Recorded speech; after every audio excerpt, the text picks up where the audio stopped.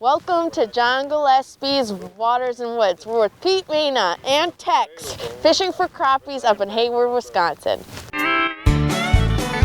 Fleet Farm presents John Gillespie's Waters and Woods. Fleet Farm, the ultimate fishing headquarters. Hey, John Gillespie! Hey, John! Just a big, beautiful fish. Oh, is that awesome? It's a huge fish! It's a huge fish! This is amazing. Who do you got? Oh my God. Yes, folks, we're up in beautiful Hayward, Wisconsin, and we're going to do some basin pan fishing today. And I've got a very special guest with me today, Tex Maina. How are you doing, buddy? Very good, very good. Now, if you're wondering, I don't have a runny nose here. I got a bloody nose, so I had to put some Kleenex up in there. But, hey, wanted to know, seriously, though, how's the winter been up here in Hayward? Oh, actually, it's kind of average, but we were real fortunate. We had a whole ton of snow early, and then it rained and melted it all. Otherwise, we would really have a lot in the woods now. But the ice conditions are really good, huh? Good enough. Well, we got 16 inches on this particular lake, so hey, I'm not worried about going in, are you? Well, I certainly hope not. No, you won't, but you and Pete have been fishing quite a bit. The crappie fishing has been pretty good, huh? Been good, yeah. And then we were up in Lake Superior and caught a couple of nice browns the other day, so that was neat. So you got some fish in your freezer? Yeah, that's good. Yeah, he loves that. We're gonna have a fun day, though. You got a clam shack, huh? I do. I'll be in there, too. I know you will be. I'll be out here. When you get a fish, yell out, okay? I certainly All right, hey, folks, we'll show what we're using and how we're using it, all that coming up right after this. Len Groom from AMSOIL here, and we're talking about diesel fuel additives. Many people ask me, does AMSOIL have product for diesel fuel? Well, we do. And today I want to talk about our all-in-one additive. It takes care of everything that you need in one dose. It cleans, it lubricates, it boosts your cetane, and it also keeps the fuel from gelling up in the cold. So you take care of basically all the needs in one dose. Check out the back of the bottle for the proper dosage for your tank. And for more information on any of our fuel additives, check out amsoil.com. Hey folks, all my fishing buddies really love the new lightweight Jiffy torch. Yeah, John, what I love about the torch is I can connect it to a drill for super lightweight, or I can connect it to an electric power head if I'm gonna go pound a ton of holes in one day. This is a hex steel construction shaft, super durable, super lightweight, and it's gonna last year over year. When they added the ripper cutting blades to the torch, that really finished it off. They're super reliable, been around for a long time, and they always stay sharp. For more information on these revolutionary new products, go to jiffyonice.com.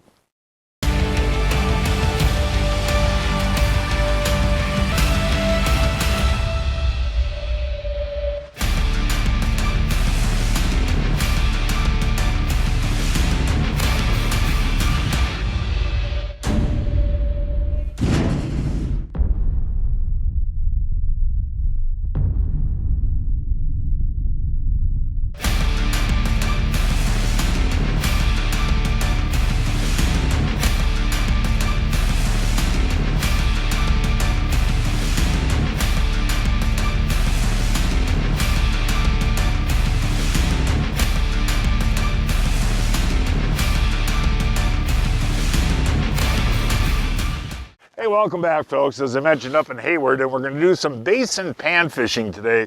And Pete, you know, when I grew up, we were ice fishing. We were taught fish the weeds, fish the edge of the weeds, and forget the deep water. Over the last many years, you've figured out a good basin bite. And what do you look for what is a basin bite? Well, essentially, you're looking for the deepest water in the lake. It's a lot easier if there's more distinct, smaller holes. That gives you a place to pinpoint a little quicker. But just quickly on the weeds, too. Now, it doesn't mean that there's not fish in the weeds. In a lot of cases, you can catch panfish in the weeds all year, generally the clear lakes with greener weeds. But the basin stuff, if you've got a lake that, for instance, is real dark water or just doesn't have many weeds at all, most likely you're going to find all of your fish in the basin in the middle of winter like this. And there's nothing like having a Humminbird Helix 7 because they come with GPS and they have lake maps in them, lake master maps. And maybe you can show the folks here, what are we looking at here? What are you looking for basin-wise? Yeah, what's kind of neat with what we got here is you got some distinct areas. One pretty big basin to check out, and then you've got two other smaller ones. So if I'm fishing alone, I'm probably going to go to one of those small ones first because it's probably going to isolate the fish. If you've got a bigger group, you start out on that bigger area and you just, drill a lot of holes and search for them. That's why these are so important, though. There's no sense fishing unless you see them on the Humminbird. So find your basin, go drill a ton of holes, and that Jiffy cut's nice and easy. And then you have Blake behind you with the locator looking there to see if she marks fish. That's a great combination. So you got somebody drilling holes, you got somebody coming behind to check and see if there's fish there. You start finding fish, you fish. Well, let's go. I just marking a bunch too, way over there. Let's see what you got. Ooh, is that a nice crappie, Blake? Good job there. I was catching a bunch of little bluegills actually, and you kind of can tell if it's going to be a bluegill or a crappie because, obviously this was a little heavier than the little bluegills, but man, was he aggressive on that little cast master. I didn't even need a plastic or a whack. And when you're fishing, we're fishing anywhere between 20 and 30 feet of water, folks, and those tungsten cast masters are really crucial out here because they're heavy and they go back down fast, and you can actually feel the bite better too. Absolutely. And you're not fishing on the bottom. Nope. Like you can see on the Humminbird, there's a bunch that are suspended, so. About 10 feet off the bottom. That's a nice start. Thanks. Oop, I think this. Okay. Oh, there you go. That's a nice one. I'll tell you what, it's been slow, hasn't it? Yeah, it has been slow. There's been a lot of bluegills down there, so it's kind of been hard to mark the bigger marks because the Humminbird is just lit up. But with all kinds of small bluegills. Well, hey, it could be time of day too. Late this afternoon. Pete's got one. Woo! Yay! Yay! All right, buddy. Let's see here. Yeah, I can tell that this is a crappie at least. We've been getting a lot of... Oh, that's a dandy. Yeah. Look at that fish. Nice fish there. Nice black colors on that. Yeah, they're pretty. Now, when you're doing this basin fishing, and Blake just caught one, she's marking all kinds of bluegills too down there, but a lot of times the crappies aren't on the bottom, right? No, it all depends on the day. Sometimes they'll really be related to the bottom, but at other times they'll cruise through, sometimes 10 feet above the bottom. So you gotta kind of watch for that pattern too, is where they're at. But you want to be above them if you can, but sometimes you got to beat the bottom and bring them up. Patterns are a little different every day, but there's been a lot of the small fish. Hopefully the crappies will start moving here a little better now. This They're time of year. in. Yeah, this time of year too, it's usually like a late afternoon deal too. Yeah, well, let's hope so. That was a nice one. Yeah. I was watching you with that one, and he was tentative too, wasn't he? Oh, yeah. Well, actually, I think what happened, John, is I had Mr. Tentative, and then this one came flying up in between. I think it was a different fish. Now hold them out. I mean, those aren't giants, but to me, if you're going to keep 8 or 10, that's the perfect size. Oh, there's no doubt about that. Yeah, these are fun, John, and they're certainly big enough to eat. I always like to keep the in-between size ones and let the bigger ones go. Now tell the folks how many holes you had to drill in spots today. Well, that's the thing, some days you get out and you only got to drill a handful of holes, and boy, I just been making a bigger and bigger circle because we've actually had a lot of fish but not many crappies. So if you want to catch them, you just got to keep working at it, poking more holes, and it can be a combination of being in the right area, actually drilling enough holes to get where the crappies are, or it could be they just start getting active. You get one more here, I'm going to drill a hole. Yeah. Oh, no, you won't. Oh, yes, I will. Well, what do you got there? It's been a little slow today. I don't know. It's not a big fish, Jan, but... Well, it is. Oh, it is a pike. Yeah, that's not terrible. Well, you could actually eat that. That is a good eater size, right? But we're going to let him go. But we should mention, though, what you do is on the edge of the basin in the shallower water, you set tip-ups while we're crappie fishing. Yeah, and this is kind of interesting. This is the shallowest set. It's only about 8 feet right here. So that was a live bait instead of a dead bait. So put another one out and see what happens. All right, I'll get you a minnow. Hey, what are you doing sitting in that nice old warm shack there? It's pretty nice in here, John. Well, you just caught a crappie, huh? I even caught a fish finally. Are you marking a lot of crappies? I don't know about crappies, a lot of fish, but I think most of them are bluegills. Well, hang in there and yell if you catch one, all right? I will do that. Hey, here we go, Blake. Come on over. I got one on finally. I'll tell you what, they're fun on these light clam rods. Oh, here he is. There we go. I put a bigger Castmaster on because there's so many bluegills down there, you know. I think I should do that because, you know, I have the little one on, and I've caught a few crappies, but like you said, with all those bluegills down there, you should get something a little bigger. Yeah, right. And again, that tungsten is really a big help down there. Absolutely. They're fun, aren't they, when you do catch them? Yeah, and I think it might be a time of day thing today, so maybe this afternoon they'll start really biting. I hope. Hey, what are you doing? Oh, I think I got Oh, there one, you John. go. Oh, there it is. Hey, hold that real still for a second, because you're doing something different than we are. You're just using a rosy red minnow? That's the rosy red minnow. Are you getting bit? Yeah, that one bit. Yeah. How's the crappie fishing been, though, Tex? A lot better than today, huh? Yeah, to be honest with you, it has. Well, you think time of day might make a difference? We'll know in an hour or two. Hold that one out. That's not a bad crappie. Oh, yeah. And you enjoy eating those, don't you? Yeah. And Pete doesn't make you let those go? I didn't tell him. Oh. Hey, here we go. Here he comes. There we go. That's not a bad crappie at all. As you can see, folks, I was talking to Blake before. I went to a little bit bigger Castmaster, and what I'm doing is just using the head of a minnow. And I think what that does is gives it a little flash, and the little bluegills don't hit that.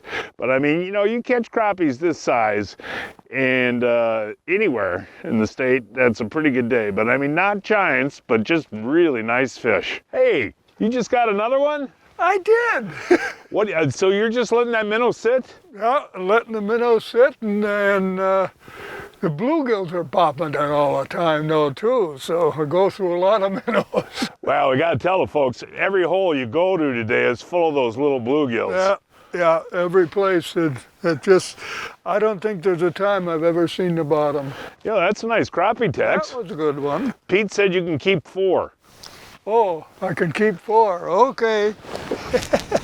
Well, as you well know, we always have Johnsonville fresh brats on the ice, right? Right. Hey, we got an injury with the taste tester. Yeah, it's terrible. He's got a bad tooth and he's a little afraid to bite down. We're gonna feed him through a tube, I think. All right, well, hey, you take care of that tooth. But Pete, I got fresh Johnsonville brats today, and I just love these. And fishing's kind of slow today, so what I do is put the brats on and cook them low and slow. And they only take about 15, 20 minutes on the grill. And when you're out in the cold, there's nothing better than a fresh Johnsonville brat. I feel bad for you. Go ahead, Pete, you be the taste tester. What do you think, buddy? Aren't those wonderful? Isn't that what you normally say? Yeah. Hey, folks, look for Johnsonville fresh brats at your favorite retailer today. We were fishing the lakes of Hayward, Wisconsin, a 5.5-hour drive from Milwaukee, 6.5 hours from Chicago, and 3 hours from Minneapolis. You know, Josh, you and I have been using Humminbird electronics, gosh, for as long as I can remember. And the Helix 7, it's got GPS. Yep. Lake Master chip compatible. Yep. I like the little rod holders in the case, but also the different screens. Again, you got 2D, you got flasher mode and the GPS, and then you got your split screens. everything in one unit. All in one package. And also, folks, you can buy the Helix 7 all-season unit, which you can use for the ice, and it also comes with a transducer that you can put on your boat. So, the same unit you can use on the ice, you can use on the boat. Use it all year round. Yeah, that's fabulous. Folks, you got to check out the Helix 7. Well, we had to go down a very dirty road today, and our boat got a bunch of sand, salt, and mud all over it, and that can cause permanent damage to our boat. But you have a solution. We do have the solution. It's called the AquaJet Johnson Pump Washdown System, and it is the strongest PSI washdown in the industry. Without having to haul any power washers down, any hoses, hook up, you're using the lake water, filtering the lake water, leaving your boat completely sparkling clean. Wow, I can't wait to get Johnson pumped.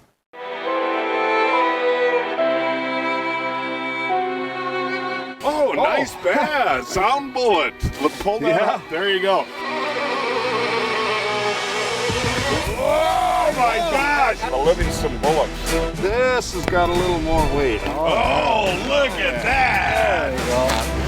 There you go. Hey. See? All right, nice. Blake. Look at that. Hey, I can't, I keep coming over here to borrow minnows. Every time I do, you got a fish on. Oh, there you go, Tex Rudy. That's awesome, buddy. And I always tease you in the summertime about using live bait while you're using plastics. You figured it out today, didn't you? Every dog has his day. Hey, you and I are close to the same age, so, we grew up using the minnows and just a split shot and a hook, right? For the crappies in the winter. That's right. And it works. It still works. Yeah, I mean, seriously, we get fish coming up and looking at the plastic and that, but you're doing good on the minnows. So far. How many minnows you got left?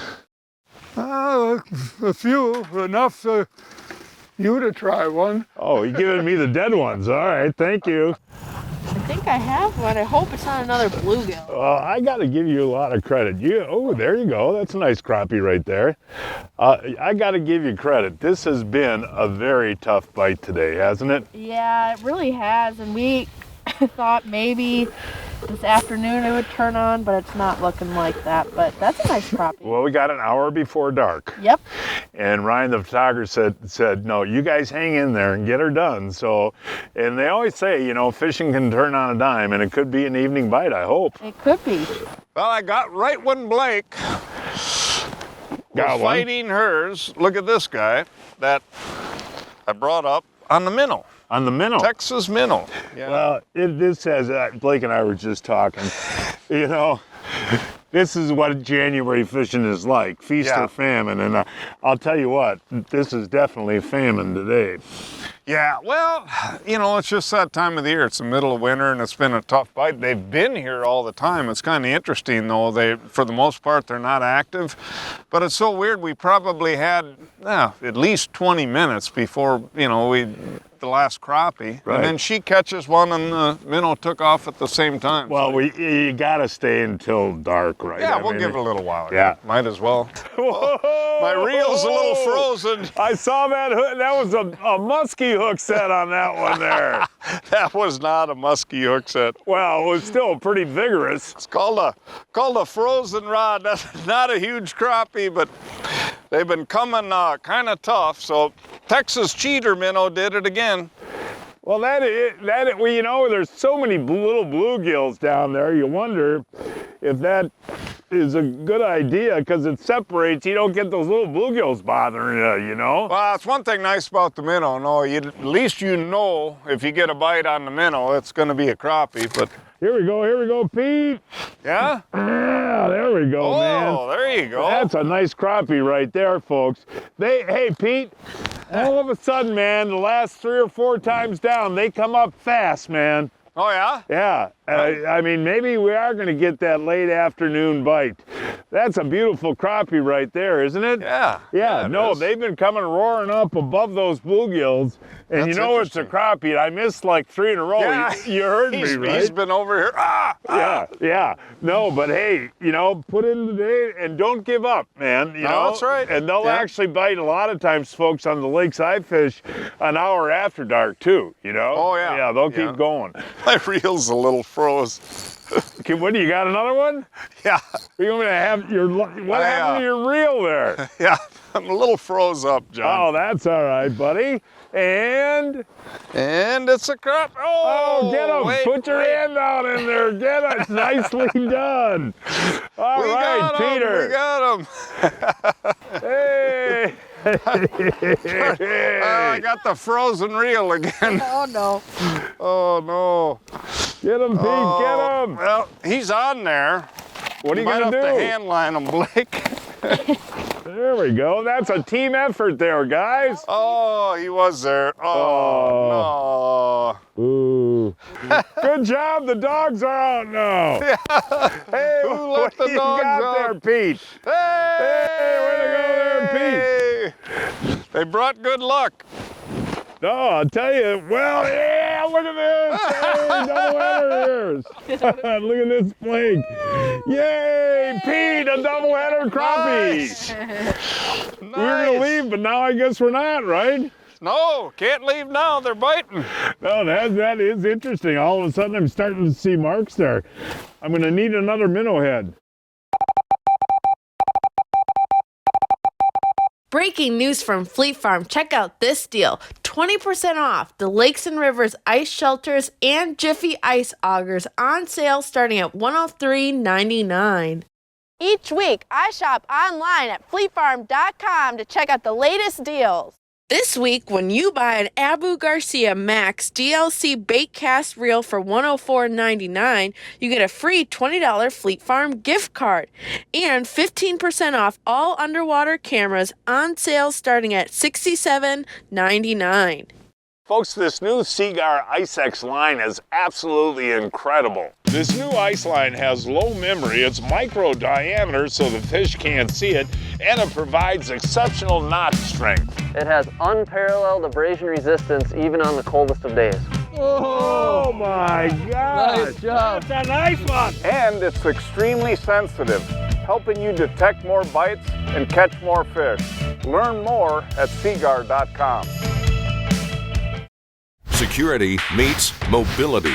Introducing the ASCENT float suit by Clam Outdoors. Finally, a float suit that provides the security of flotation with the benefit of flexibility. Our exclusive motion float technology utilizes a segmented system that gives anglers unrestricted movement on the ice. And the ASCENT float suit offers the same maximum breathability and warmth that you expect from Ice Armor by Clam. Security, mobility, ASCENT.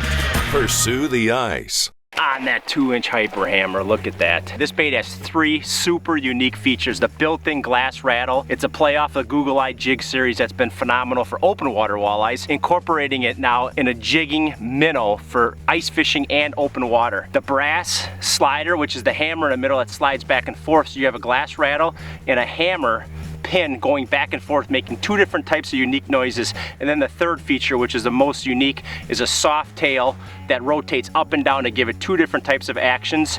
And again, you can change out that tail to a whole bunch of different colors. Here's another one, Blake. Okay, here he is. Oh, another crappie. Oh, did he hammer that, Pete? Nice. He's got that thing way in there. Does he? And he came up hard, too. Well, maybe we're right on this evening deal. Maybe we are. Pete! There we go, buddy. Pete, come on over. All right. Ooh, this is fun, folks. We're getting a little bit close to dark, and I'll tell you what, they're biting. Look at that one, pal. Look at that. This is so interesting. I don't know how many times we've talked about it today, how we have struggled. Yeah. And all of a sudden, you mark a fish, they come up and they smoke it, buddy. They are doing it. I know. Hey, good. Maybe Get back down there. I will. There's another one down there. That's right. Ooh, I got one. All right, Blakey. Hey! Oh, there. Boy, are we getting mileage out of that minnow. That rosy red has gotten about 5. That is awesome. No, it's right before dark. I guess it's the key. Yeah, I guess that's the deal. Well, I'm not giving up, Pete. Don't give up, John. My line is frozen, so There you go. Hey, way to go there, Blake Rudy. on that good old minnow. Is he still there? No. Oh no. And that was our last one. Well, at least he got at least a half a dozen. Absolutely. That minnow. Yeah. Hey, Pete, you know, what was interesting though, all day long we were marking these huge schools of small bluegills, and I'm not marking the bluegills anymore. Anything I mark, I'm pretty sure is a crappie. Yeah, we got crappies now, so there's no doubt about it. They're definitely an evening bite. There he is. There he is, Pete. Come on over, Pete. Come on, buddy. Jig. This is so much fun. I'm Look running at back that. and forth like crazy here. No, this is amazing, buddy. And, you know, hey, I guess you and I have been fishing together, what, 31 years now? 30 years? And a lot of times we pull these shows out late in the day with muskies. We're doing the same thing with crappies today, you know? And I just got a little piece of that Mackie plastic on there, and that's what I'm doing, that's actually working now. Before, you had to have a minnow head when things were not so hot. Hey, look at that, back and forth. Now your turn, Blake. Yeah. Oh. Way to do the hand line in there. Did you get him? We actually found another minnow at the bottom of the bucket. Oh no! But that minnow, is he still there? There. Oh, thank God! Man, this is crazy. This day has just been wild. Oh, that's another nice one, Blake. And I still have some of that minnow left. What are you doing over there with those minnows? Just jiggling it a little bit because it's obviously not alive. And man, they're hungry right now. That's for sure. Are you fishing on the bottom? Actually, no, about 15 feet down. Oh, really? You're that high in the water column? Yeah. And it's 28 feet deep, so they're suspended for sure.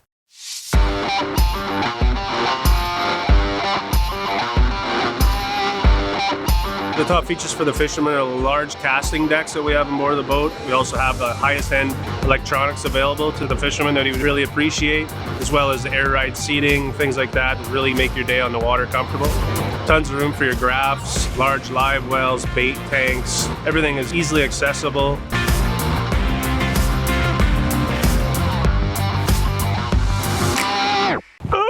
Oh, Pete, I'm getting too old for this. So, John, you haven't heard of Brian's Custom Steps? Oh, Pete, those are awesome. How can I get a set? Yeah, I love these big no-slip platforms, and they're made right here in Wisconsin.